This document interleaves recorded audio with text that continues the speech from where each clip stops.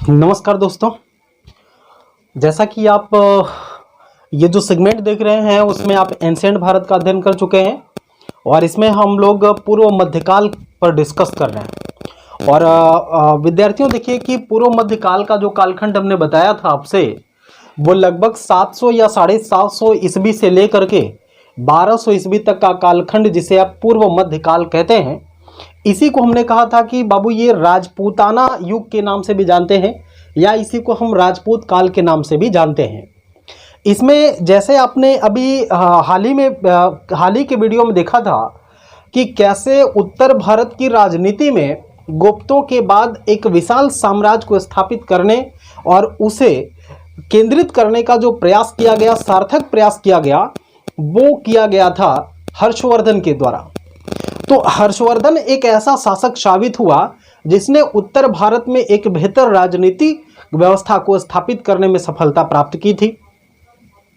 लेकिन ऐसा कहा जाता है, ऐसे प्रमाण भी हैं कि हर्षवर्धन की मृत्यु के बाद जो उत्तर भारत की राजनीति है वो डवाडोल हो गई और सिर्फ उत्तर भारत नहीं वरन दक्षिण भारत के क्षेत्रों में भी इस तरह की दिक्कतें दिखाई देती हैं।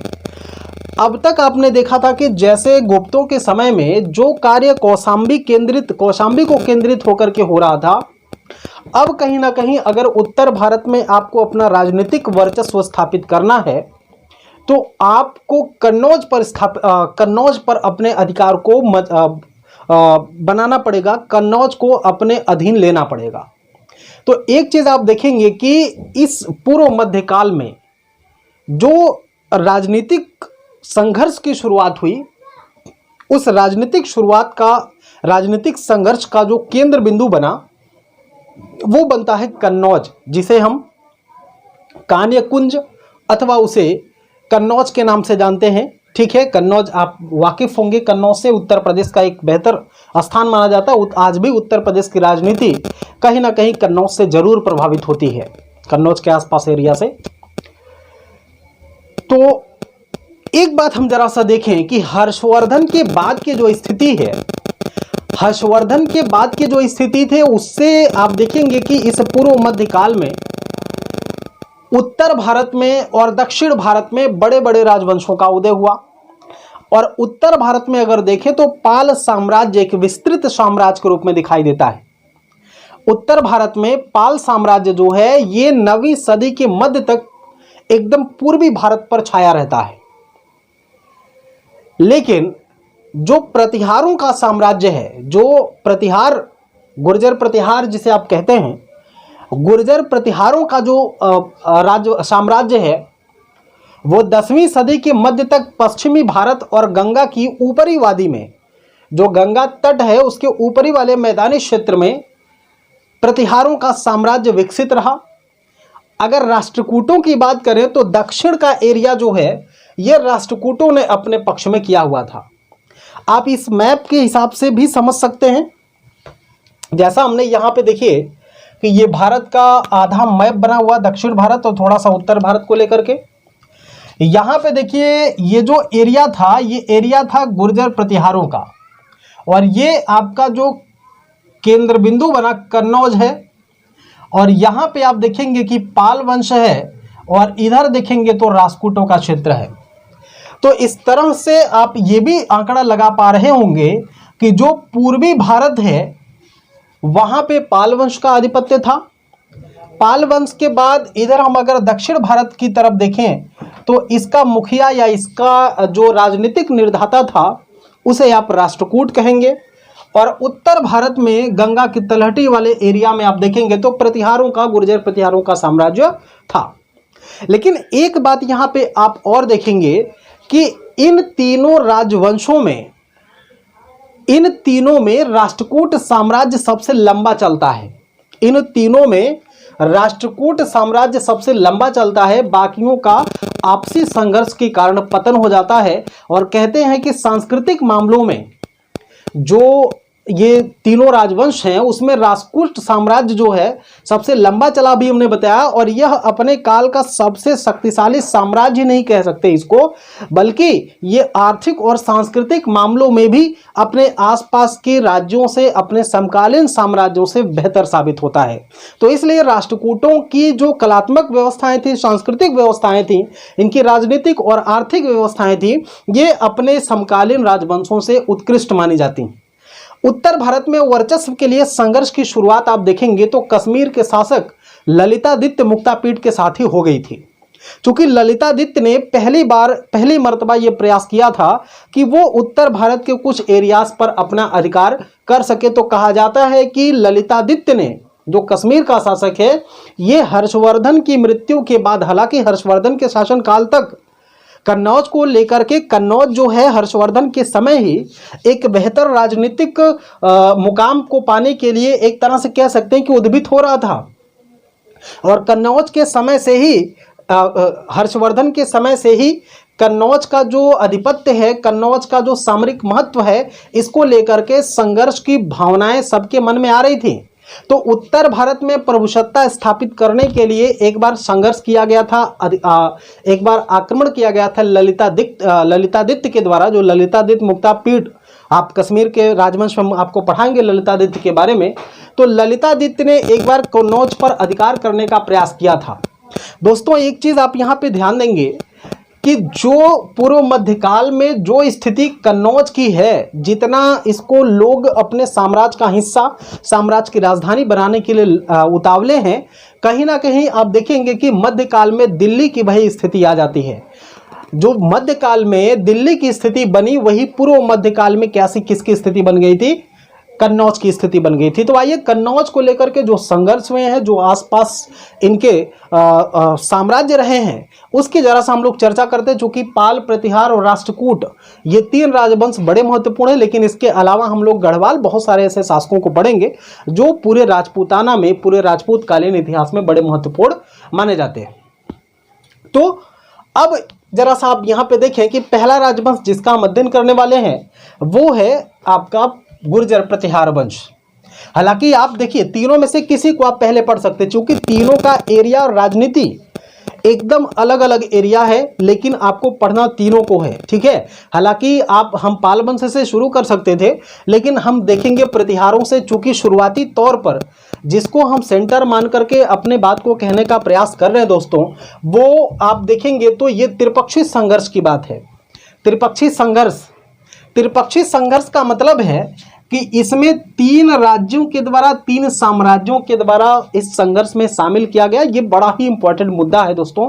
चाहे आप प्रीलिम्स की बात कर लीजिए, चाहे आप किसी छोटे मोटे एग्जाम की भी बात कर लीजिए, या आप मेंस लेवल तक भी इसको कहेंगे, तो बड़े पैमाने पर इससे अक्सर सवाल पूछे जाते हैं, और प्रीलिम्स में तो ये विशेषतः यहाँ से सवाल पूछे जाते हैं। तो त्रिपक्षीय संघर्ष की सबसे बड़ी और सबसे एकदम बड़ा वैश्विक सा सवाल है, और बार बार पूछा जाता है कि त्रिपक्षीय संघर्ष में कौन कौन से राजवंशों ने हिस्सा लिया था। त्रिपक्षीय संघर्ष में या त्रिगुट संघर्ष में या ये आप इसमें देखेंगे कि जो त्रिपक्षीय संघर्ष है, तीन पक्षों का संघर्ष है, इसमें कौन कौन से लोग शामिल होते हैं। तो इसको आप ऐसे याद कर सकते हैं, PPR। क्या कहेंगे इसको? PPR माने पाल, प्रतिहार, राष्ट्रकूट। तीन लोग शामिल होते हैं। बस PPR आपको याद रखना है कि त्रिपक्षीय संघर्ष में या कन्नौज के लिए हुए त्रिपक्षीय संघर्ष में कौन लोग शामिल होते हैं, वो कौन से राजवंश हैं जो इसमें शामिल होते हैं। तो आप बोलिएगा PPR। तो PP का मतलब, पहले P का मतलब होता है प्रतिहार, दूसरे का पाल और तीसरे का राष्ट्रकूट। फिर से मेरे साथ बोलिए कि त्रिपक्षीय कन्नौज को लेकर के जो त्रिपक्षीय संघर्ष हुआ था, इसमें कौन लोग शामिल होते हैं, कौन कौन से साम्राज्य या कौन कौन से वंश के लोग शामिल हुए। तो दोस्तों यहाँ पे आप देखेंगे PPR अर्थात पाल, प्रतिहार और राष्ट्रकूट राजवंशों के लोग शामिल होते हैं। हमने शुरुआती शब्दों में कह दिया कि यहाँ पे देखिए, ये दक्षिण का जो सम्राट है या दक्षिण की राजनीति जिसके हाथों में समाहित है, उसे आप राष्ट्रकूट कहेंगे। और इधर जो पूर्वी भारत में जिसका वर्चस्व लहरा रहा है, पूर्वी भारत में जिसका वर्चस्व लहरा रहा है उसे हम पाल वंश के नाम से जानते हैं। यहीं पे देखेंगे कि गौड़ वंश जो बंगाल का एरिया है यहाँ पर गौड़ शासकों का आधिपत्य था, और इधर उत्तर भारत में देखेंगे अगर गंगा के ऊपरी वाले मैदानी क्षेत्र में तो वहां पर प्रतिहारों का अर्थात गुर्जर प्रतिहारों की सत्ता स्थापित थी। तो जरा सा एक चीज आप यहाँ पे ध्यान देंगे कि इन गुर्जर प्रतिहारों में अगर बात करें तो इसका संस्थापक था नागभट्ट प्रथम। गुर्जर प्रतिहारों का संस्थापक कौन था? तो नागभट्ट प्रथम आता है, नागभट्ट प्रथम आता है। मिहिरभोज प्रथम के ग्वालियर प्रशस्ति में इस बात को कहा गया है कि गुर्जर प्रतिहार वंश का जो संस्थापक था वो नागभट्ट प्रथम था। लेकिन आगे हम देखेंगे कि गुर्जर प्रतिहार वंश का जो सबसे शुरुआती जो पहला सबसे महान शासक हुआ जिसका नाम वत्सराज बताया गया, वत्सराज जो है ये गुर्जर प्रतिहार वंश का पहला महान शासक है। इसको हम ऐसे कह सकते हैं कि ये पहला महान शासक है, पहला महान शासक कौन है? तो वत्सराज है। गुर्जर प्रतिहार वंश का पहला जो महान शासक हुआ वो कौन था? वो था वत्सराज। ध्यान दीजिएगा कि गुर्जर प्रतिहारों का संस्थापक तो है नागभट्ट प्रथम, लेकिन इसका जो वास्तविक संस्थापक है वो है वत्सराज को माना जा रहा। क्यों? क्योंकि हमने अभी कहा कि वत्सराज जो है ये पहला महान शासक था प्रतिहार वंश का, और इसी ने पहली बार कन्नौज पर अधिकार करने के लिए एक संघर्ष की शुरुआत करी जिसे इतिहास में हम त्रिपक्षीय संघर्ष के रूप में जानते हैं। इतिहास में हम त्रिपक्षीय संघर्ष के रूप में जानते हैं। अब आप समझिएगा कि आपसे पूछेगा, अगर आपसे पूछा जाए कि त्रिपक्षीय संघर्ष की शुरुआत किस शासक के द्वारा की गई थी, तो वो वत्सराज के द्वारा की गई थी। ध्यान दीजिएगा कि प्रतिहार वंशी शासक वत्सराज ने ही इस त्रिपक्षीय संघर्ष की शुरुआत की थी। और इसमें एक चीज आप ध्यान दीजिएगा कि कन्नौज पर इसने अधिकार कर लिया था, कन्नौज पर वत्सराज ने अधिकार कर लिया था, और अधिकार करने के साथ ही साथ इसने क्या किया कि आयुध वंशी शासक और पाल वंशी शासक धर्मपाल को इसने पराजित कर दिया। सबसे पहली बार तो इसने क्या किया कि आयुध वंशी शासक को पराजित किया था, और उसके बाद इसने पाल वंशी शासक था धर्मपाल और धर्मपाल को भी इसने पराजित कर दिया, और इस तरीके से इसने कन्नौज पर अपना आधिपत्य स्थापित कर दिया। देखिए आप ध्यान देंगे विद्यार्थियों की ये जो त्रिपक्षीय संघर्ष है ये कई चरण में कई फेजेस में युद्ध लड़े गए हैं। अगर मैं सारे फेजेस को यहाँ पे उसका एक मैप ड्रा करके आपको बताने का प्रयास करूँ फिर भी आप इतना लंबा हो जाएगा। इतनी बार इसमें उतार चढ़ाव आए हैं, इतनी बार इसमें हार जीत हुई है कि आप कंफ्यूज में हो जाएंगे, आपका कंफ्यूजन एकदम बढ़ जाएगा। तो इसलिए मैं सरल भाषा में उन्हीं पॉइंट्स पे बात कर रहा हूँ आपसे जिन पॉइंट को आपसे पूछे जाने की संभावना है या जो पॉइंट्स आपसे पूछे गए हैं। तो आप एक बात यहां पे ध्यान रखिएगा कि त्रिपक्षीय संघर्ष को शुरू किसने किया, प्रारंभ किसने किया? तो प्रतिहार शासक वत्सराज ने। इसीलिए कहा जाता है कि यह प्रतिहार वंश का वास्तविक संस्थापक था और पहला महान शासक था जिसने कन्नौज पर अधिकार को लेकर के त्रिपक्षीय संघर्ष की शुरुआत करी और आयुध वंशी शासक को पराजित किया। तत्पश्चात इसने पाल वंश के शासक धर्मपाल को भी पराजित कर दिया था। तो इस तरह से अगर हम देखें तो शुरुआत हो जाती है त्रिपक्षीय संघर्ष की दोस्तों। और त्रिपक्षीय संघर्ष में आगे देखें अगर हम तो राष्ट्रकूट शासक जब इसमें एंट्री करते हैं, जैसे हमने पहले ही बता दिया था कि त्रिपक्षीय संघर्ष में पाल, प्रतिहार, राष्ट्रकूट तीन ही शासकों ने इसमें संघर्ष में भाग लिया है। और इन तीन शासकों में आप देखें अगर तो जैसे हमने पहले ही कह दिया कि पाल वंशी शासक पराजित हुआ, मतलब पहला विजेता इसमें वत्सराज साबित हो गया। दूसरी बार इसमें अगर आप ध्यान देंगे तो राष्ट्रकूट शासक था ध्रुव। राष्ट्रकूट शासक कौन था? ध्रुव था। और ध्रुव ने क्या किया कि आक्रमण कर दिया गुर्जर प्रतिहारों पर और इस प्रतिहारों को इसने पराजित कर दिया। इस बात की सूचना हमको मिलती है राधनपुर अभिलेख और खलीमपुर अभिलेख से। अब एक चीज आप देखिएगा, जरा सा ध्यान दीजिएगा कि पूछे अगर कि राष्ट्रकूट शासक ध्रुव ने प्रतिहारों को पराजित किया, इस बात की सूचना हमें कहां मिलती है? तो इस बात की सूचना दोस्तों कहां मिल रही है? राधनपुर अभिलेख में और खलीमपुर अभिलेख। मतलब दो ऐसे अभिलेखीय प्रमाण हैं, दो ऐसे अभिलेखीय प्रमाण हैं जो इस बात के लिए तथ्य प्रस्तुत करते हैं कि राष्ट्रकूट शासक ध्रुव ने प्रतिहारों को पराजित कर दिया था। इसके बाद की स्थिति आप जरा सा समझें अगर, तो इसके बाद की स्थिति आ जाएगी नागभट्ट द्वितीय गद्दी पर बैठेगा। माने सबसे पहले अभी हमने प्रतिहार वंश के शासकों में सबसे पहले देखा नागभट्ट प्रथम को, उसके बाद हमने देख लिया वत्सराज को जिसने त्रिपक्षीय संघर्ष की शुरुआत करी, और उसके बाद देखा हमने किसको कि तीसरा शासक के रूप में आ जाएगा नागभट्ट द्वितीय। तो नागभट्ट द्वितीय से ही इनके आप देखेंगे इसके पहले के शासकों का कोई जो समय है, जो टाइमिंग है वो कायदे से निर्धारित नहीं हो पाती है, लेकिन यहां नागभट्ट सेकंड से कहा जाता है कि 805 से लेकर के 833 ईस्वी तक, 805 से 833 ईस्वी तक नागभट्ट द्वितीय ने शासन किया था। और यहां आप देखें कि नागभट्ट द्वितीय ने कन्नौज पर अधिकार कर लिया, नागभट्ट द्वितीय ने कन्नौज पर अधिकार कर लिया, और कन्नौज पर अधिकार करने के बाद इसने चक्रायुध, जो आयुध वंशी शासक हुआ करता था चक्रायुध, इस चक्रायुध को इसने पराजित कर दिया। आयुध वंशी शासक चक्रायुध को पराजित कर दिया और कन्नौज पर अधिकार कर लिया दोस्तों। और इसी के बाद नागभट्ट द्वितीय ने कन्नौज को प्रतिहारों की राजधानी बना दी। ठीक है, कन्नौज को प्रतिहारों की राजधानी बनाया किसने? नागभट्ट द्वितीय ने। ये फैक्ट आपके लिए इंपॉर्टेंट हो जाता है, जल्दी से इस बात को आप नोट कर लीजिए, आप लिख लीजिए कि नागभट्ट द्वितीय ऐसा प्रतिहार शासक था जिसने कन्नौज पर अधिकार कर लिया और आयुध वंशी शासक चक्रायुध को पराजित कर दिया।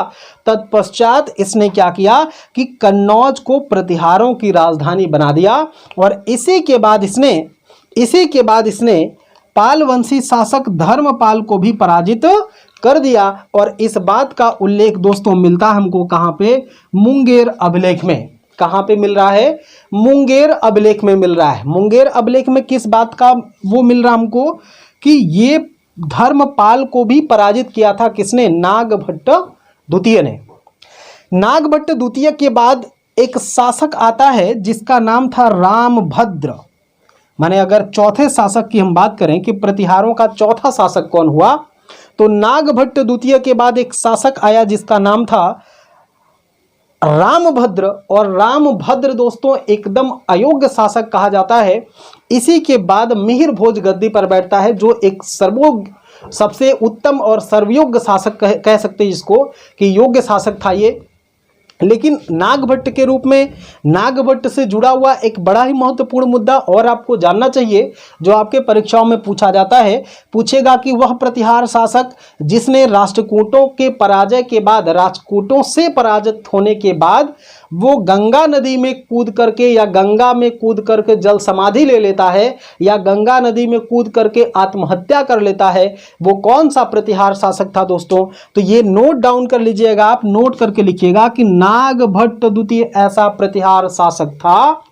नागभट्ट द्वितीय ऐसा प्रतिहार शासक था जो राष्ट्रकूटों से पराजित होने के बाद गंगा नदी में कूद करके या गंगा नदी में जल समाधि ले लेता है, गंगा नदी में डूब करके मर जाता है, गंगा नदी में ये जल समाधि ले लेता है। तो कौन शासक है? नागभट्ट द्वितीय। अक्सर यहां से यही सवाल पूछे गए हैं। ठीक है, आप यही बात अगर याद रख रहे हैं, नागभट्ट द्वितीय ऐसा शासक था जिसने राष्ट्रकूटों से पराजित होने के बाद गंगा नदी में जल समाधि ले लिया था, तो वो नागभट्ट द्वितीय होगा। जैसा हमने अभी कहा कि नागभट्ट के बाद रामभट्ट एक अयोग्य शासक हुआ, लेकिन तत्पश्चात देखेंगे तो 836 से लेकर के 885 तक एक बड़ा महत्वपूर्ण शासक, प्रतिहारों का एक बड़ा ही बलिष्ठ, बड़ा ही बलवान शासक गद्दी पर बैठता है जिसका नाम था मिहिर भोज। तो मिहिर भोज की उपाधियों से अक्सर सवाल पूछे गए हैं दोस्तों। मिहिर भोज की उपाधियों में देखेंगे तो इसको आदि वाराह बोला गया है। क्या बोलते हैं इसको? आदि वाराह बोलते हैं। और इसी की एक उपाधि है प्रभास तो प्रभास कटप्पा वाले बाहुबली वाले नहीं, बल्कि ये प्रभास मिहिर भोज वाले हैं। ठीक है, आप इस तरह से ना सोचिएगा कि ये वही आ गए कटप्पा और बाहुबली वाली सीन, नहीं, ये प्रभास इसकी उपाधि है मिहिर भोज की। ठीक है, और आदि बराह इसकी उपाधि है, और इसने कन्नौज को अपनी राजधानी बनाया था, कन्नौज को। ठीक है, राजधानी इसने किसको बनाया, कन्नौज को इसने अपनी राजधानी बनाए। और इसके धर्म की अगर हम बात करें तो इसने वैष्णव धर्म को एक्सेप्ट किया था, वैष्णव धर्म को लेकर के ये आगे बढ़ रहा था, और वैष्णव धर्म को इसने संरक्षण दिया हुआ था। इसने वाराह शैली में अपने सिक्के जारी किए। अगर हम बात करें कि मिहिर भोज ने कैसी मुद्राओं को जारी किया था, कैसी मुद्राएं इसने बनाई थी दोस्तों, तो वो मुद्राएं थी वाराह शैली की सिक्के इसने जारी किए थे। अब यहाँ पे जरा सा 2-3 पॉइंट हैं मिहिर भोज से, चूंकि इससे देखिए क्वेश्चन जो पूछे जाएंगे मैं उसी पर बात कर रहा हूँ, फैक्चुअल थोड़ा सा हो जाएगा, जहां पे कॉन्सेप्ट आएगा वो कॉन्सेप्ट में देने का प्रयास करूंगा, लेकिन ज्यादातर यहां से फैक्ट टू फैक्ट सवाल पूछे जाते हैं। चाहे आप सिविल सर्विसेज का कोई भी एग्जाम दे रहे हैं, किसी भी स्टेट का आप दे रहे हैं, चाहे आप राजस्थान दे रहे हो, हरियाणा पीसीएस दे रहे हो, चाहे आप उत्तराखंड बिहार दे रहे हो, चाहे आप उत्तर प्रदेश दे रहे हो, आप जिस भी स्टेट से संबंधित आप देखिएगा, पिछले साल का क्वेश्चन उठा के देखिएगा, जितना पढ़ा दूंगा उससे एक भी सवाल बाहर नहीं आएगा और ना तो आया होगा। ठीक है, तो यहां पे हमने कहा कि राष्ट्रकूटों में ये प्रतिहार शासक मिहिर भोज हुआ, मिहिर भोज ने राष्ट्रकूट शासक कृष्ण द्वितीय को पराजित कर दिया था। एक पॉइंट इसमें यह देखेंगे कि राष्ट्रकूट शासक कृष्ण द्वितीय को मिहिर भोज ने पराजित किया।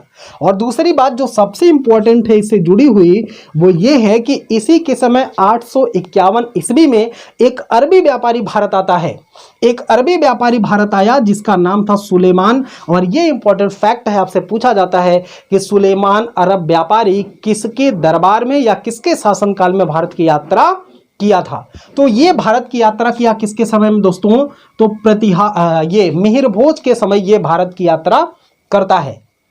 तो ये बात जरूर याद रखिएगा कि मिहिर भोज की उपाधि, इसकी राजधानी, इसके धर्म और इसका जो मुद्राएं इसने जारी करी थी, और इसके समय जो अरब यात्री आया था जिसका नाम था सुलेमान। फिर से मैं बोल दे रहा हूं कि इसी मिहिर भोज के समय एक अरबी यात्री सुलेमान नाम का व्यक्ति भारत आया था, जो 851 ईस्वी में भारत आया था। और इसने मिहिर भोज के साम्राज्य में जो प्रशासनिक, राजनीतिक और तमाम सामाजिक पहलुओं के बारे में प्रकाश डाला है, तो इसलिए इसका यात्रा वृतांत बड़ा ही महत्वपूर्ण साबित होता है।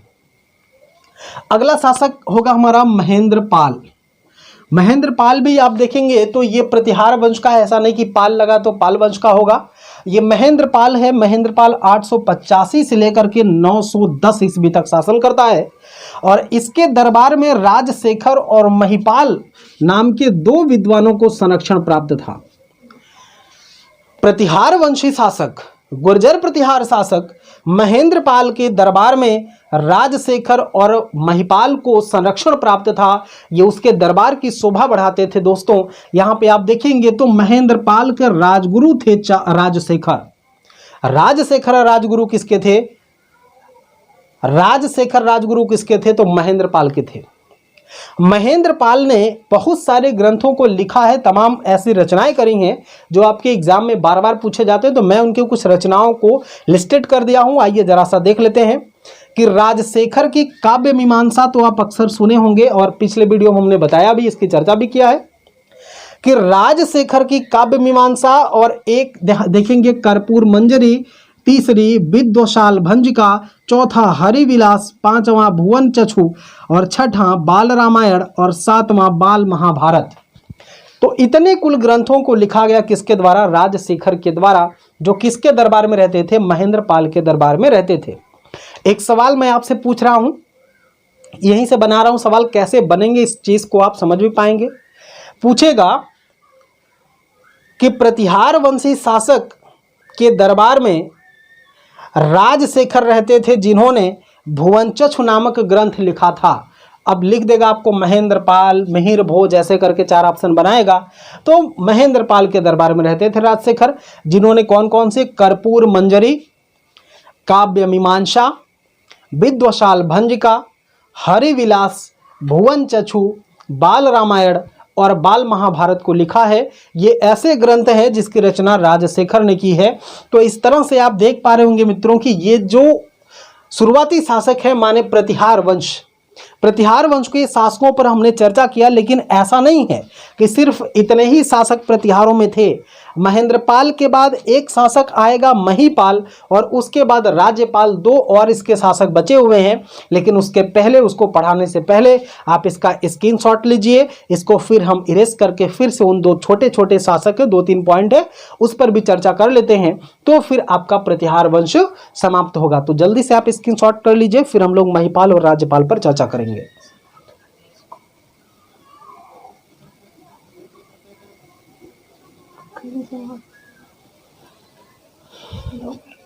चलिए आइए अब देख लेते हैं हम लोग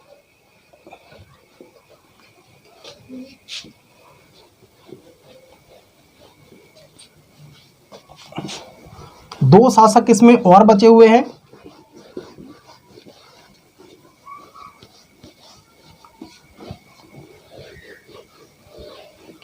देखिए कौन कौन से शासक की बात कर रहे हैं हम। एक तो बात कर रहे हैं आप, एक तो महिपाल,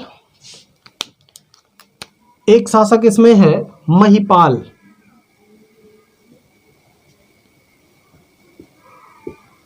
महिपाल, ये जो महिपाल है दोस्तों, इसने शासन किया है 913 से लेकर के 944 ईस्वी तक।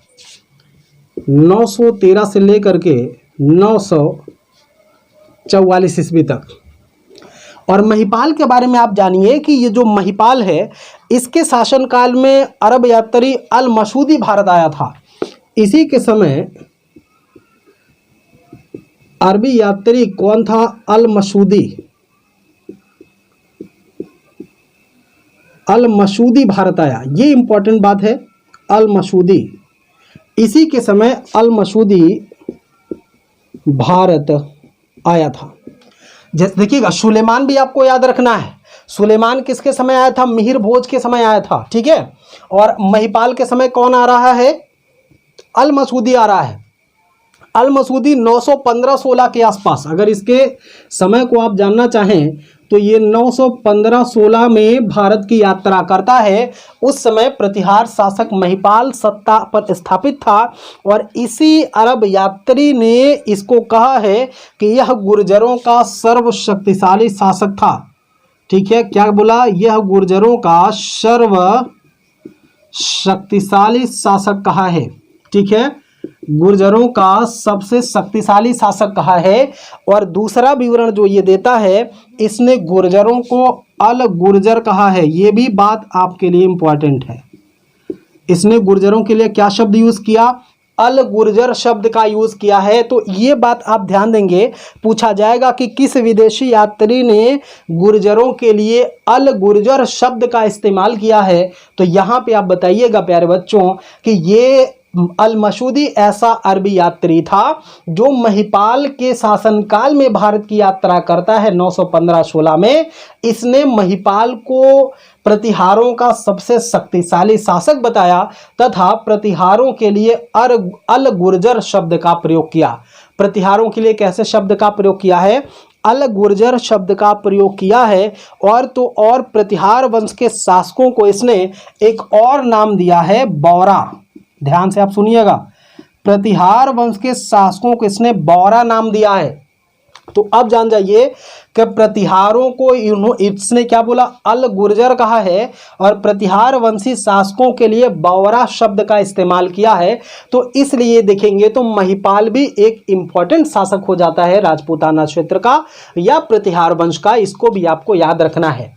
यहाँ पे क्या याद रखना? महिपाल में, महिपाल के समय अरब यात्री अल मसूदी भारत आया, जिसने प्रतिहारों में महिपाल को सर्वशक्तिशाली शासक बताया, और इसने प्रतिहार को अल गुर्जर कह करके पुकारा। साथ ही उस वंश के शासकों के लिए बौरा शब्द का प्रयोग किया है। उस वंश के शासकों को बौरा कहा जाता था। ठीक है, और इसी महिपाल के समय कह सकते हैं कि राजशेखर को भी महिपाल के दरबार में संरक्षण प्राप्त था। तो महिपाल और महेंद्रपाल, इन दोनों के दरबार में अगर देखा जाए तो इन दोनों के दरबार में इनको संरक्षण प्राप्त था। किसको?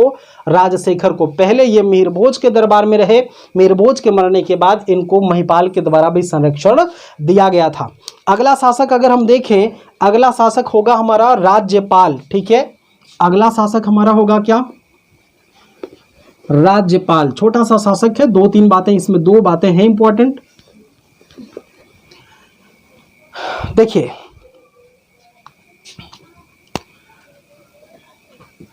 राज्यपाल ये इस वंश का अंतिम शासक है और ऐसा शासक है इसी के समय 1018 ईस्वी में, इसी के समय 1018 ईस्वी में महमूद गजनबी ने भारत पर आक्रमण किया था। 1018 ईस्वी में महमूद गजनबी का आक्रमण हुआ। किसका आक्रमण हुआ? महमूद गजनबी का आक्रमण हुआ और इसने महमूद की अधीनता स्वीकार कर ली थी और यहीं से इस वंश का अंत हो जाता है। लेकिन इस वंश का जो अंतिम शासक हुआ दोस्तों, उसका नाम था यशपाल। क्या था? यशपाल। ये यशपाल जो है ये इस वंश का अंतिम शासक है, अंतिम शासक। तो फिर से आप ध्यान दीजिएगा कि मिहिर भोज के बाद महिपाल गद्दी पर बैठा, महिपाल के बाद राज्यपाल गद्दी पर बैठा, राज्यपाल के बाद यशपाल गद्दी पर बैठता है। यही यशपाल प्रतिहार वंश का अंतिम शासक था और इसी के बाद गुर्जर प्रतिहारों के पतन के बाद कन्नौज में अस्थिरता की स्थिति उत्पन्न हो गई, जिसका फायदा उठाया गढ़वालों ने और गढ़वाल शासकों के द्वारा एक नए वंश की स्थापना की गई जिसे गढ़वाल वंश कहा जाता है। तो दोस्तों इस वीडियो में बस इतना ही। अगले वीडियो में हम लोग गढ़वाल, पाल और राष्ट्रकूटों की बात करेंगे। उनसे संबंधित जो भी महत्वपूर्ण तथ्य हैं उस पर हम लोग डिस्कस करेंगे, उस पर पूरा बातचीत किया जाएगा और आपके एग्जाम के दृष्टिकोण से जो सवाल बनने की संभावनाएं हैं उस पर भी हम लोग चर्चा किया जाएगा। ठीक है, पूरे मस्ती के साथ आप पढ़ते रहिए। ठीक है, आप किसी भी उहापोह की स्थिति में ना आइए। एग्जाम होंगे कि नहीं होंगे ये 50-50 चांसेस हैं। आप पढ़ते रहिए पूरी ईमानदारी के साथ। मिलते हैं नेक्स्ट वीडियो में, तब तक के लिए जय हिंद।